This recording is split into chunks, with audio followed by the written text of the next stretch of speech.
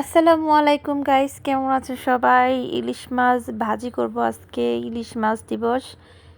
তো ইলিশ মাছের লেজের ভর্তা বানাবো কোনো রকমভাবে, ভালোভাবে মনোযোগ সহকারে বানাবো না, যেহেতু ঠান্ডা লাগছে। কোনো রকম ভর্তা ভাত বানাবো। তো ইলিশ মাছ দিয়ে পালং শাকের ইলিশ মাছের মাথা দিয়ে পালং শাকের ঝোল। ঠান্ডা লেগে আমার মাথাটাও গেছে। তো পালং শাকগুলো কচি কচি ছিল, অনেক সুন্দর। তো এই মাত্র আমি অনেকক্ষণ ধরে কষে সামান্য একটু ঝোল দিয়ে দিছি, দেখা যাচ্ছে অনেক, কিন্তু ঝোল ততটা ঝোল না। তো পালং শাক দিয়ে ইলিশ মাছের মাথা আর ইলিশ মাছ পেঁয়াজ দিয়ে ভাজবো, এই আর কি। আর ইলিশ মাছের লেজের ভর্তা, বটবটি ভর্তা, তাছাড়া তেলাপিয়া মাছ ভাজা ইয়ামুনির জন্য। ইয়ামুনি তো ইলিশ মাছ খাইব না, কারণ ইয়ামুনি অ্যালার্জি, রক্তের অনেক অ্যালার্জি ধরা পড়ছে। বুঝি না, পোলাপানগুলা কোনো কিছু খাইতেছে না, তারপরও প্রচুর অ্যালার্জি।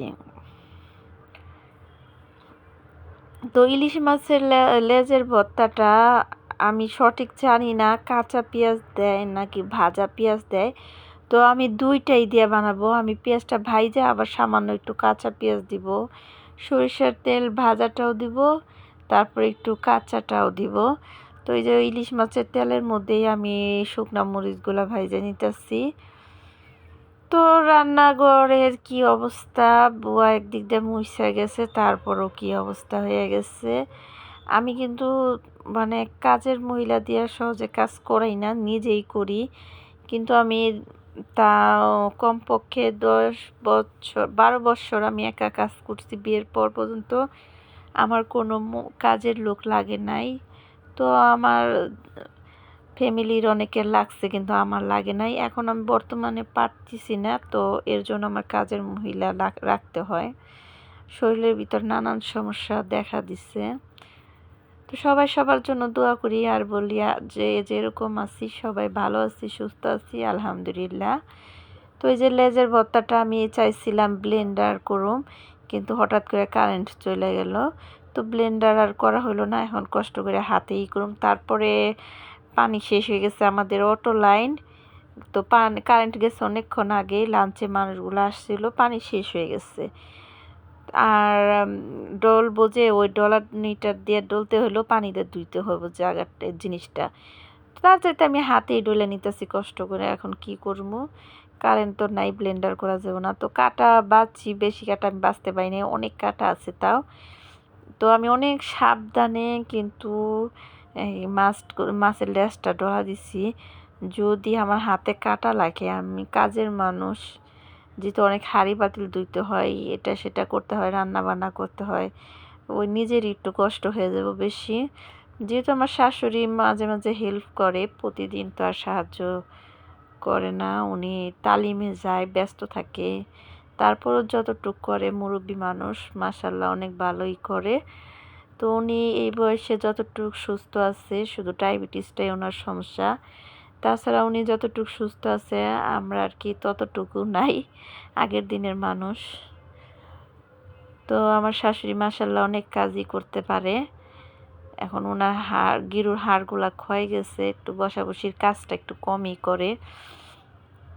তারপরও যতটুকু করে নিজের কাজটা নিজে করে।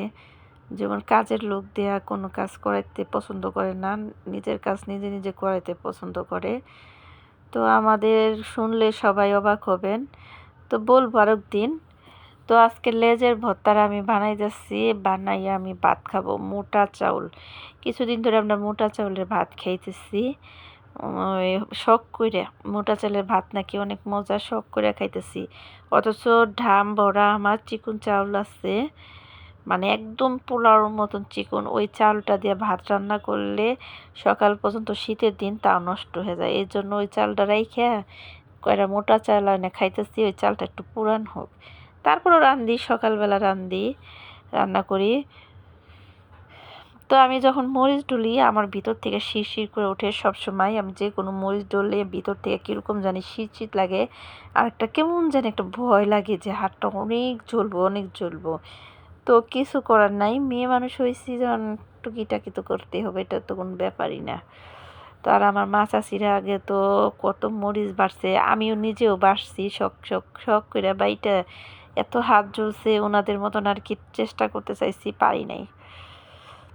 তো ভর্তার আমি অনেক টেস্ট করছি, ধনেপাতা দিছি, ভর্তাটা কিন্তু অনেক মজা হয়েছে।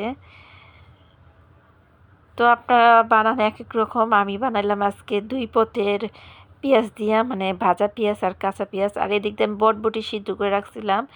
বটবটির ভর্তা খেয়ে কি মজা পাইছে, শুধু বটবটি নিয়ে আসে ভর্তা খাওয়ার জন্য। তো বটবটি এগুলা দেশি, কিন্তু বেশি মানে না, একটু বাড়তি হয়ে গেছে, এর জন্য আমি এরকম কুচি কুচি করে কাইটে নিচ্ছি।